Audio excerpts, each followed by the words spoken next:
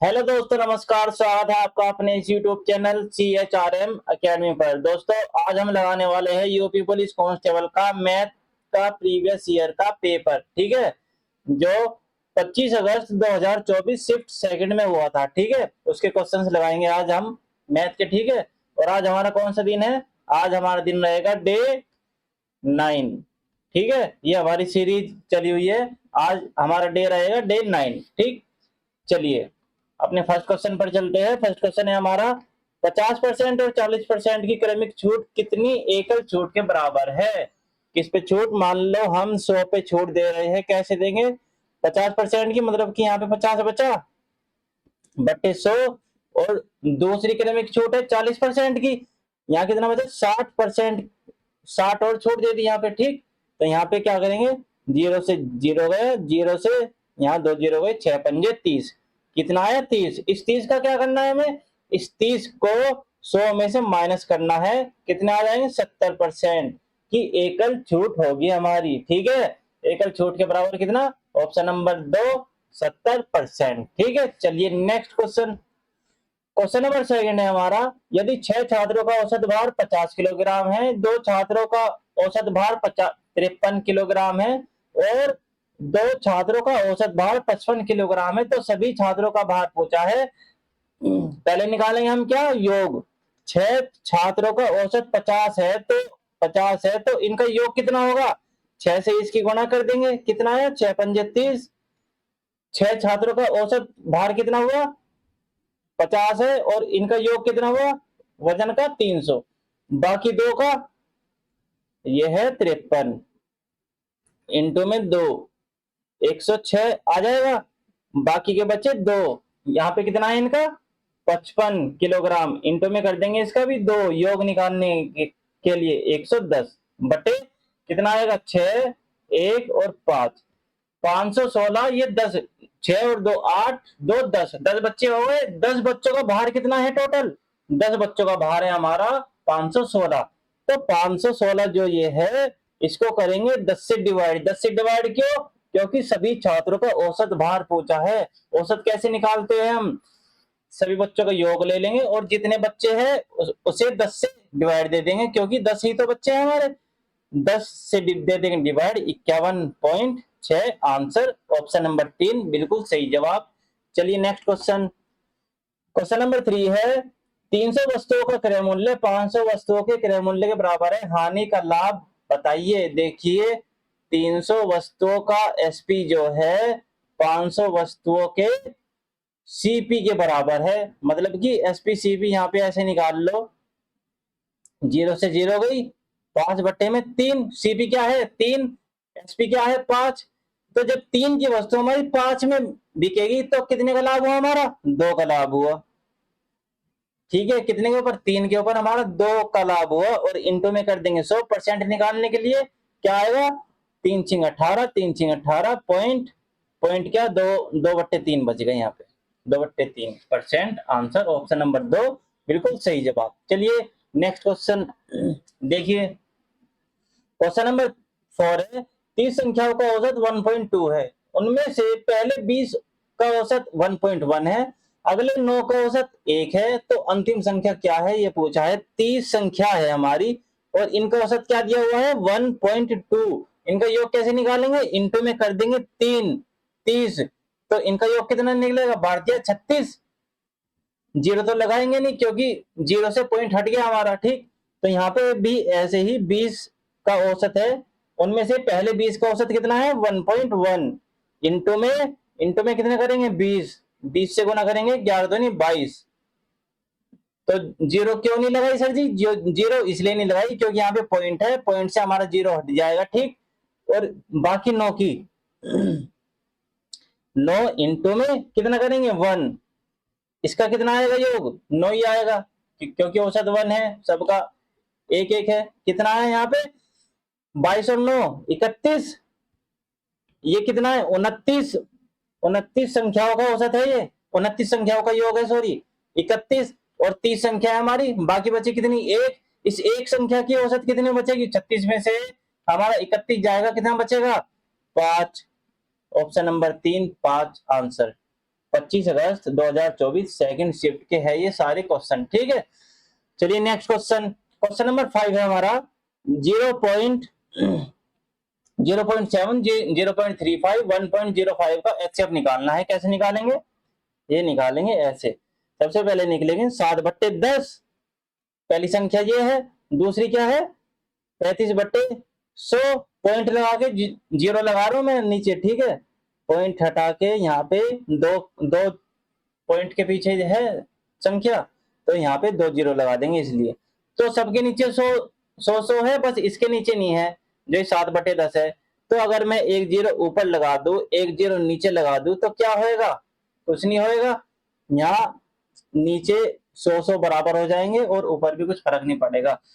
तो हमें क्या निकालना है? एचसीएफ निकालने के लिए फ्रैक्शन वाली संख्या का जब हम एचसीएफ निकालते हैं तो कैसे निकालते हैं? कॉमन संख्या देखते हैं हम कि कॉमन वो संख्या कौन सी है जो सभी संख्या को काट रही है। तो कौन सी संख्या है यहाँ? 35 क्या 70 को काटेगा? जी सर जी। 35 का 105 को काटेगा? हाँ, तो इसका मतलब 35 ही हमारा एचसीएफ है। बट्टे में एचसीएफ निकालने के लिए ऊपर वाली संख्याओं का एचसीएफ और नीचे वाली का एलसीएम निकालते हैं। तो 100 का एलसीएम क्या होगा? 100 का एलसीएम 100 ही होगा, बट्टे 100। यहाँ 35 को 100 से भाग देंगे 0.35, ऑप्शन नंबर 2 बिल्कुल सही जवाब। चलिए नेक्स्ट क्वेश्चन, क्वेश्चन नंबर 6 है। इतना बड़ा क्वेश्चन देख के डरिएगा मत, ठीक है, इसमें बस कॉन्सेप्चुअल है। देखो, कार्तिक की राय में उनका वजन 55 किलो से ज्यादा लेकिन 62 किलो से कम है। उनके पिता कार्तिक से सहमत नहीं है और उन्हें लगता है कि कार्तिक का वजन 50 किलो से ज्यादा लेकिन 60 किलो से कम है। उसकी बहन का विचार है कि उसका वजन 58 किलो से अधिक नहीं हो सकता। यदि सभी अपने अनुमान में सही है, देखिए सभी अपने अनुमान में सही है, गलत कोई भी नहीं है, सभी अपने अनुमान में सही है, तो कार्तिक के विभिन्न संभावित भारों का औसत पूछा है। कैसे निकालेंगे? कार्तिक का देखेंगे पहले। यहाँ पे कार्तिक क्या बोलता है? मेरी उम्र है ना 55 किलो से तो ज्यादा है, 62 किलो से कम है। मतलब कि 55 तो जोड़ेंगे नहीं, 55 से ज्यादा बोल रहा है वो। मतलब कि यहाँ पे 56, 57, 58, 59, 60, 61, 62 को भी नहीं जोड़ेंगे, 62 से कम क्या आ रहा है वो, ठीक है। कार्तिक का संभावित मान ये हो सकता है। और उसके पिताजी का क्या कहना है? उनके पिताजी उससे सहमत नहीं है कि कार्तिक गलत कह रहा है। उन्हें लगता है कि कार्तिक का वजन जो है 50 किलो से तो ज्यादा है लेकिन 60 किलो से कम है। फादर साहब, यहाँ फादर साहब क्या कहते हैं इनके? 50 किलो से ज्यादा है, मतलब कि 50 ऐड नहीं करेंगे, 51 से शुरू करेंगे। 51, 52, 53, 54, 55, 56, 57, 58 और 59, 60 नहीं जोड़ेंगे। फिर से यहाँ 59 तक ही रखेंगे। फिर बहन आ गई इसकी, बहन क्या कह रही है? 58 किलो से अधिक नहीं है कार्तिक का वजन, मतलब कि 58 किलो से अधिक नहीं है। संभावित मान कितना बचा? देखिए सभी अपने आप में सही है, कोई भी झूठ नहीं बोल रहा, तो इनके संभावित मान क्या हो गए? देखिए यहाँ पे 51 से 55 तक की संख्या तो कट जाएगी, 51 से 55 तक की संख्या तो कट जाएगी, क्योंकि कार्तिक क्या कह रहा है कि 56 से 61 के बीच है, मतलब कि 55 से 62 के बीच है। तो संभावित मान क्या है? 56 से शुरू हुए, मतलब कि इसके फादर साहब कह रहे हैं 51 से 60 तक है, तो मतलब कि जो ये संख्या है ये हम काट देंगे। और इसकी बहन क्या कह रही है? कि 58 से अधिक नहीं हो सकती, मतलब कि ये भी ये है। इसकी बहन ने क्या काट दिया? 59 काट दिया। संभावित मान कितना बचा इसका? 56, 57, 58 की संख्या बची। और क्या पूछा है? संभावित भारों का औसत पूछा है। जब भी ऐसी संख्या होती है 56, मतलब लगातार संख्या रहती है ना, और विषम संख्या रहती है, तो बीच वाला ही उसका औसत रहता है। तो यही हमारा हो जाएगा 57 इसका आंसर, ठीक है। अगर ऐसे नहीं आ रहा तुम्हें तो इसे जोड़ के 3 से डिवाइड देके देख लो। 8, 7, 15, 15 और 6 21, कल लगा 1, हासिल लगे 2, 5 से 15 और 2 17/3। 3 से देंगे डिवाइड, कितना आएगा? 3 पंजे 15, 3 चौक 12, सॉरी 3 पंजे 15, 3 चौक 12, ये क्या होने लगा? इसे काटते हैं, जोड़ में गलती हो गई क्या? 58 और 7, सॉरी 8 और 7 15, 15 और 6 15 और 6 21, हासिल लगा 1, हासिल 2, ठीक, सॉरी लगा 1, हासिल 2, 5 से 15, 15 और 2 17/3 से डिवाइड देंगे 3 पंजे 15, हासिल लगे 2, 3 सत्ते 21। अरे मैं 5 से डिवाइड देने लग गया था, ये दिक्कत हो रही थी, पता नहीं दिमाग कहाँ चला जाता है। 57 देखो, यहाँ से भी यही आंसर आया, यहाँ से भी, ठीक है। या तो औसत ऐसे निकाल सकते हो आप, या तो औसत ऐसे, ठीक है। तो ये हो गया आपका ऑप्शन नंबर 1 बिल्कुल सही जवाब। चलिए नेक्स्ट क्वेश्चन, क्वेश्चन नंबर 7 है, 3 कारों की गति का अनुपात 3, 4, 6 के अनुपात में है। इन कारों द्वारा समान दूरी, ये क्वेश्चन मार्क हटा दो, कारों द्वारा समान दूरी तय करने में लगने वाला समय का अनुपात क्या है? स्पीड का रेशियो क्या है दोस्तों? स्पीड का रेशियो है, यहाँ पे 3 कार है, ए बी और सी, ठीक है, 3, 4 और 6, ये है इनका रेशियो। और जो इनका समय का रेशियो रहता है, समय का रेशियो क्या रहता है? इसके व्युत्क्रमानुपाती, ठीक है, इसका उल्टा रहता है। मतलब कि 3 का उल्टा क्या? 1/3, 1/4, 1/6। जो गति रहती है और उसके अकॉर्डिंग जो उसका समय का अनुपात रहता है, इसका उल्टा रहता है, ठीक है। तो यहाँ पे ये इसका रेशियो आ गया। अब इनका ओरिजिनल रेशियो कैसे निकालेंगे? बटे में संख्या फ्रैक्शन में आ गई ना, ये फ्रैक्शन में निकालने के लिए कैसे करेंगे? 6, 4 और 3 का एलसीएम, 6, 4 और 3 का एलसीएम कितना आया? 12। 12 की मल्टीप्लाई यहाँ करेंगे, 12 की मल्टीप्लाई दूसरे से, 12 की मल्टीप्लाई तीसरे से करेंगे, 3 चौक 12, यहाँ पे आया 4, 4 तिया 12 और 6 दूनी 12, ठीक है। 4, 3 और 2, ये आ गया हमारे पास टाइम का रेशियो। क्वेश्चन में क्या पूछा है? क्वेश्चन में पूछा है समय का रेशियो ही तो पूछा है। 4, 3, 2, ऑप्शन नंबर 2 बिल्कुल सही जवाब। चलिए नेक्स्ट क्वेश्चन। ऐसे ऐसे सवाल आए थे, कब आए थे? 25 अगस्त 2024 शिफ्ट सेकंड में। अब ये देखिए क्वेश्चन, आप ये बोलेंगे सेट थ्योरी से तो क्वेश्चन आता नहीं है। हाँ नहीं आता, लेकिन कभी कभी जब एग्जामिनर का दिमाग घूम जाता है, जब उसके दिमाग का पैर ढीला हो जाता है, जब वो डाल देता है ऐसे क्वेश्चन, तो कैसे करेंगे सेट थ्योरी का? एक ट्रेन 79.2 किलोमीटर प्रति घंटे की गति से चल रही है। यह 7 सेकंड में एक खंबे को पार करती है, तो ट्रेन की लंबाई ज्ञात कीजिए। डिस्टेंस इज इक्वल टू क्या होता है? टाइम इनटू में स्पीड, टाइम इनटू में स्पीड होता है। तो डिस्टेंस, हमें ट्रेन की लंबाई ज्ञात करनी है, मतलब कि ट्रेन की लंबाई ज्ञात करनी है, ठीक है। खंबे को पार कर रहा है, खंबे की तो कोई वो नहीं होती चौड़ाई जिससे उसकी लंबाई ज्ञात कर सके, इसलिए खंबे की लंबाई का हम कोई मानता नहीं, इतना सा खंबा रहता है, ठीक है, ट्रेन के मुकाबले इतना रहता है, ठीक है। तो डिस्टेंस बराबर टाइम, 7 सेकंड में पार कर रहा है, 7 सेकंड ले लिए हमने। और स्पीड कितनी है इसकी? 79.2 किलोमीटर प्रति घंटा है, और आंसर किस में? मीटर में। तो इसको बदलेंगे मीटर प्रति सेकंड में। कैसे बदलते हैं? 5/18 से कर देंगे इसकी गुणा, पॉइंट हटा दिया, बट्टे में लिख देंगे 0, 9 से काटेंगे, 9 दूनी 18, 9 अट्ठे 72, 9 अट्ठे 72, यहाँ पे 5 दूनी 10 और 2 दूनी 4, 4 से कट देंगे इसके, 4 दूनी 8, 4 दूनी 8, 22 के साथ में करेंगे 154। डिस्टेंस हमारा बिल्कुल सही उत्तर। ट्रेन की लंबाई कितनी निकली हमारी? 154 मीटर, ठीक है। नेक्स्ट क्वेश्चन, क्वेश्चन नंबर 13 है, चीनी की मात्रा का अनुपात जिसमें चीनी की कीमत 40 रुपए प्रति किलोग्राम और 30 रुपए प्रति किलोग्राम, दोनों चीनी को किस अनुपात में मिलाया जाए ताकि मिश्रण को 32 रुपए प्रति किलोग्राम पर बेचने पर लाभ या हानि कुछ भी ना हो, ये बोला है क्वेश्चन में, ठीक है। यहाँ पे मिक्सर और एप्लीकेशन क्या कहता है, यहाँ पे लिख लेंगे 40 किलोग्राम वाली और यहाँ पे 30 किलोग्राम वाली, ये इनका क्रय मूल्य है और ये क्या है इसका? विक्रय मूल्य। लेकिन सुनो मेरी बात को, 32 रुपए की चीज 32 रुपए में ही बिक गई तो उसका क्रय मूल्य और विक्रय मूल्य सेम हो गया।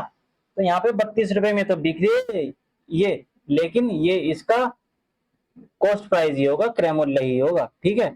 यहाँ पे इसको 20 में लिखेंगे, तो यहाँ पे इसको 32 में से 30 गए 2 और यहाँ पे 8, कितना रेशियो निकला इनका? 1:4, 1:4, ऑप्शन नंबर 3 बिल्कुल सही आंसर।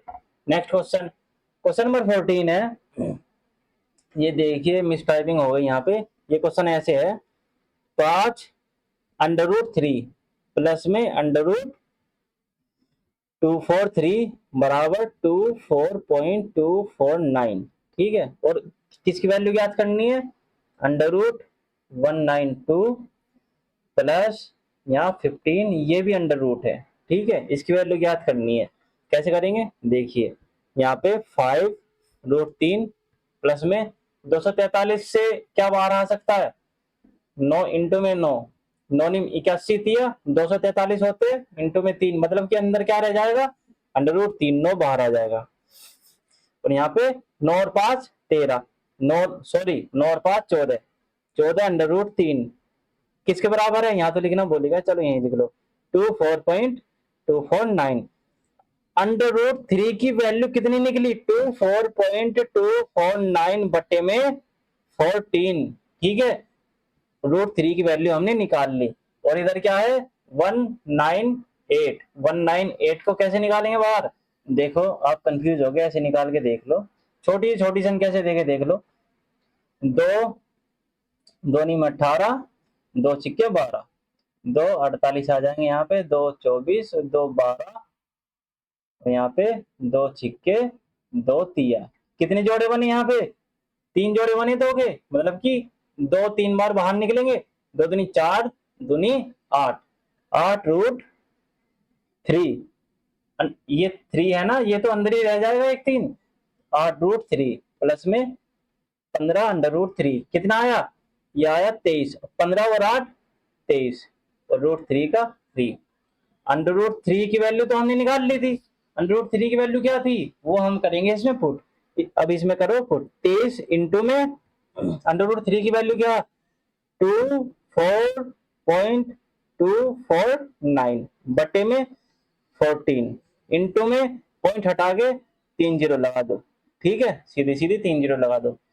अब काटेंगे हम इसे 3 से, इतनी लंबी चौड़ी संख्या है इसलिए हमें थोड़ा देखना पड़ेगा। 7 दूनी 14, ठीक है, 7 तिया 21, 3 7 चौक 28, हासिल लगे 4, 7 छिंग 42, हासिल लगे 2, 7 चौक 28, बचा कितना? 1।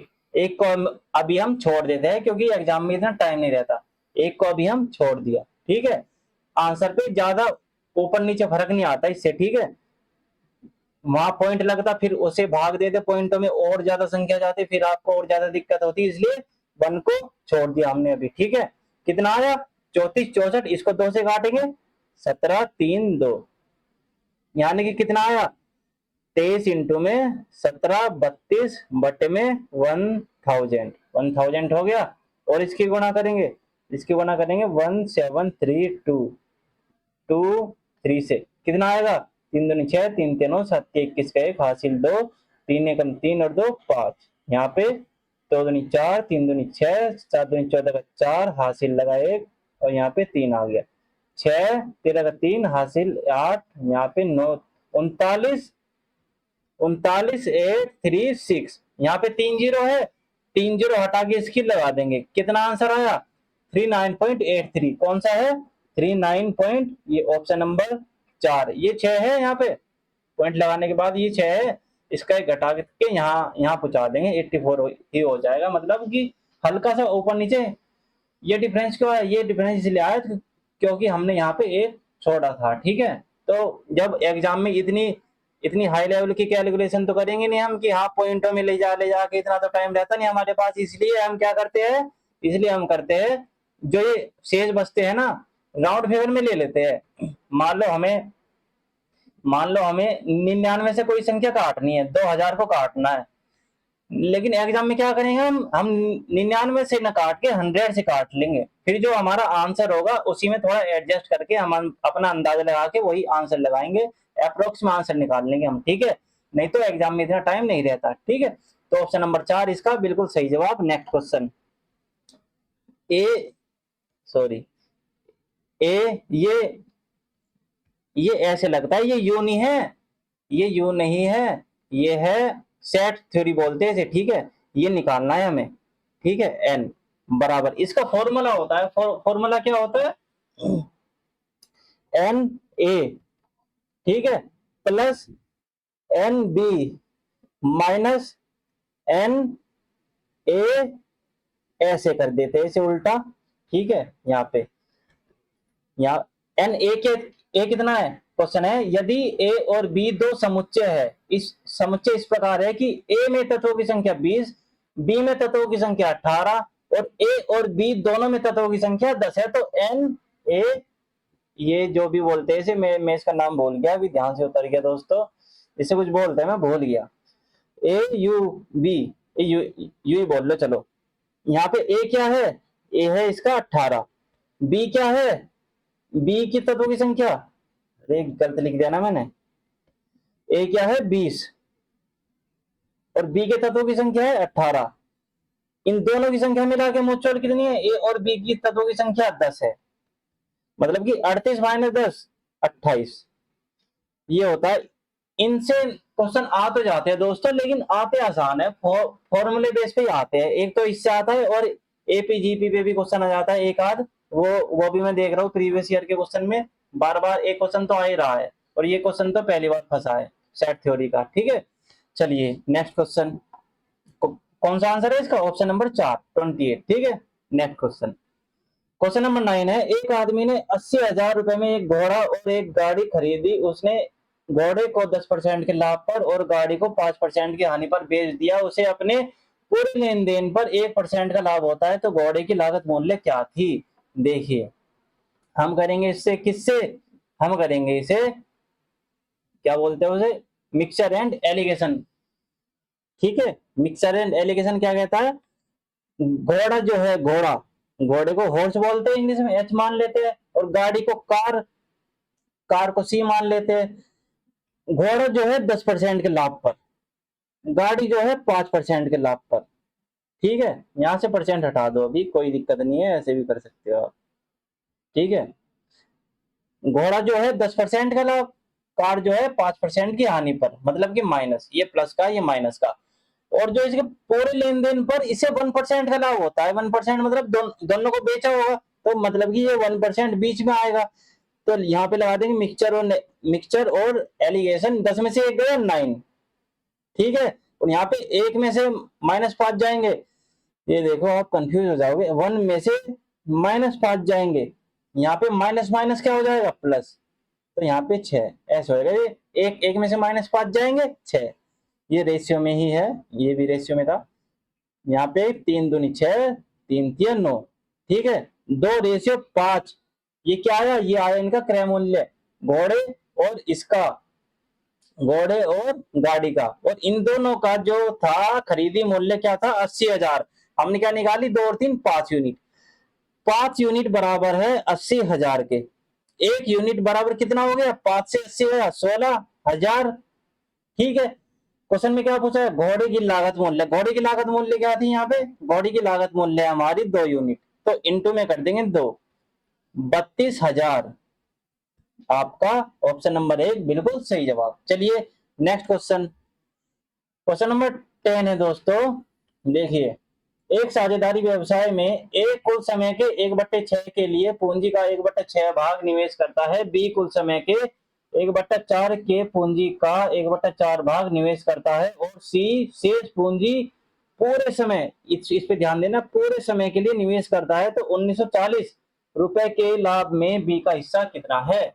देखिए एक साझेदारी है ए और बी के बीच, ए और बी 3 आदमी है यहाँ पे। सबसे पहले लेंगे इनकी इन्वेस्टमेंट, ए बी और सी की। ठीक है, ए और बी की, यहाँ पे 1/6 का निवेश करते हैं ये, ए कुल समय का 1/6, सॉरी यहाँ समय नहीं देखना, पहले देखनी है यहाँ इन्वेस्टमेंट, पूंजी का 1/6, पूंजी का 1/6 निवेश करते हैं, यहाँ पे कितना है 1/6 ले लेंगे, तो यहाँ पे 1/4 दूसरी कंडीशन में बी करता है। ठीक है, ये ए करता है, ये बी, और ये सी, सी का क्या, सी का हमें निकालना है, अभी कैसे निकालेंगे, 6 और 4 का लेंगे एलसीएम, 6 और 4 का एलसीएम कितना होगा 12, 12 हो गया हमारा एलसीएम।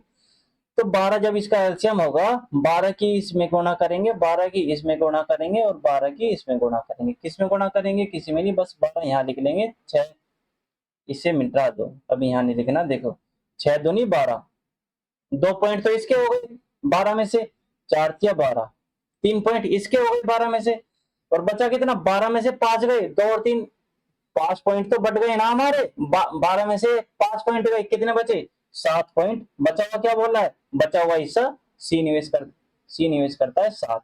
ठीक है, टोटल पूंजी हमारी 12 है, तो किस रेशियो में है, 2, 3 और 7 के रेशियो में। ठीक है, अब देखना है हमें टाइम का रेशियो, टाइम टाइम के रेशियो की भी सेम कंडीशन है, 1.6 समय के लिए, समय के 1.4 के लिए, ठीक है। तो जब 1.6 और 1.4 का तो निकाल के देख लिया हमने, लेकिन इसमें एक बात कह रहा है, देखो यहाँ पे कह रहा है सी शेष पूंजी पूरे समय के लिए। हमारा समय कितना है, 6 और 4, सेम सेम सेम ही तो संख्या है, इसलिए मैंने लिखी नहीं यहाँ पे, इसलिए इसी में समझा रहा हूँ, नहीं तो मैं इसे मिटा के भी समझा सकता था अगर संख्या अलग होती।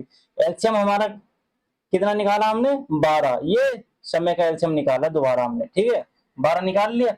12 में से 2 पॉइंट किसका है, ए का, 3 पॉइंट कितना है, बी का, 2 और 3 पॉइंट तो इनके लिख लिए, बचा कितना, बचा कितना, 7। लेकिन यहाँ पे बचा हुआ तो नहीं बोल रहा क्वेश्चन में, क्वेश्चन में बोल रहा है शेष, जो सी है, सी शेष पूंजी पूरे समय के लिए, पूरा समय हमारा कितना था, 12 यूनिट।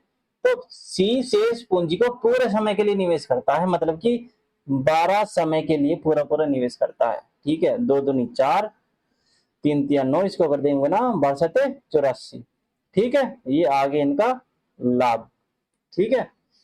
और इनको जोड़ के हमारा तो लाभ आया, ये क्वेश्चन में क्या कह रहा है, 1940 रुपए का लाभ है, ठीक है। इसमें से बी का हिस्सा पूछा है, हमारा निकला ये 84, 9 और 4 को जोड़ेंगे कितना बनेगा, 97 की यूनिट किसके बराबर है, 97 यूनिट किसके बराबर है, 1940 के। एक यूनिट बराबर 97 दूनी 2 से जाएगा 20।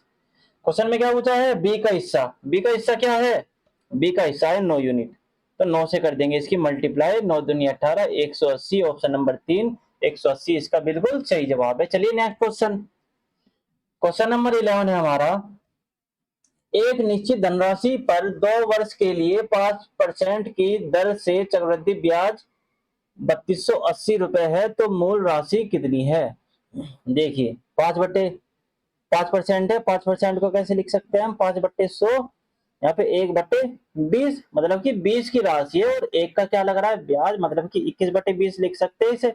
और 21 क्या, वो 20 क्या है, चलो इसे छोड़ो, चलो बार बार नहीं बताता, नहीं तो तुम कहोगे बार बार मिटा रहा। यहाँ पे दो दो वर्षों का है, 2 वर्षों का है तो इसका स्क्वायर करेंगे, 3 वर्षों का है तो क्यूब, 20 का स्क्वायर क्या होता है, 400। ये हो गई इनका इन्वेस्टमेंट हमारा निकला जो, ठीक है, हमारे तरीके से। ट्री मेथड क्या कहता है, ट्री मेथड 2 वर्षों का है, 400 का 5% कितना हुआ, 400 का 5%, 5 20, 20 इधर आ गया, 20 इधर, ये चक्रवृद्धि ब्याज निकल रहा है इसका।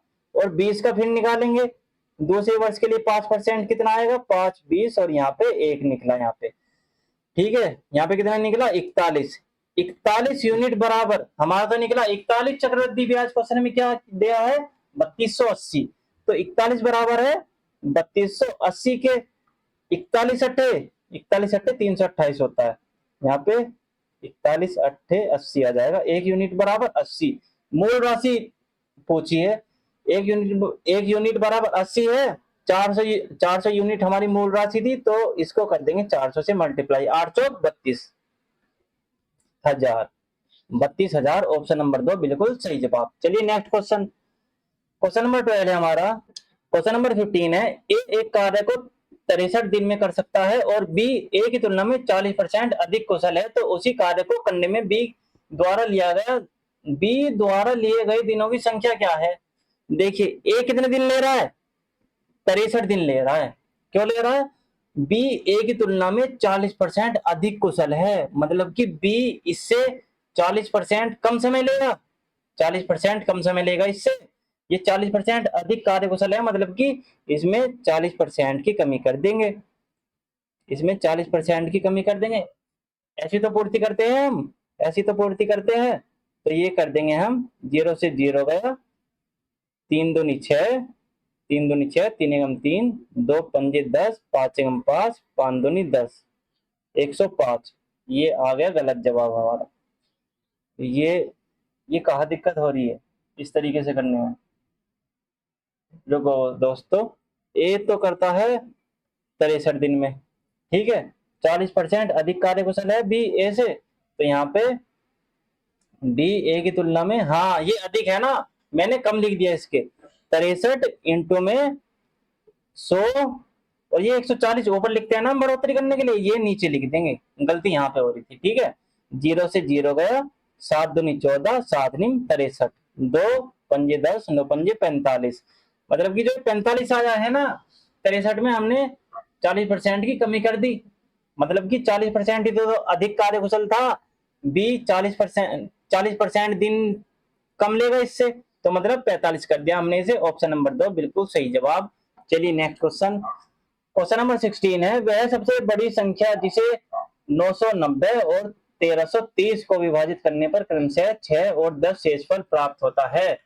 990 है यहाँ पे, और यहाँ पे हालांकि किसका क्वेश्चन है, एचसीएफ का क्वेश्चन है। यहाँ पे जो ये शेषफल आता है ना, ये शेषफल हम पहले क्रम से है, मतलब कि 6 इससे बच रहा है, 6 इसमें से माइनस करेंगे, 10 इसमें से माइनस करेंगे, कितना आया 984, और इसका कितना आया 1320। इनका डिफरेंस क्या आया, देखो पहली संख्या है 984, दूसरी संख्या है 1320, इसका निकालना है हमें एचसीएफ। ठीक है, एचसीएफ कैसे निकालेंगे, देखो इनका डिफरेंस कितना है, 1320 में से 984 जाएंगे, 336। देखो 336 है ये, या तो 336 ही इसका एचसीएफ होगा, या इसी का कोई फैक्टर, गुणनखंड फैक्टर ही इसका क्या होगा एचसीएफ।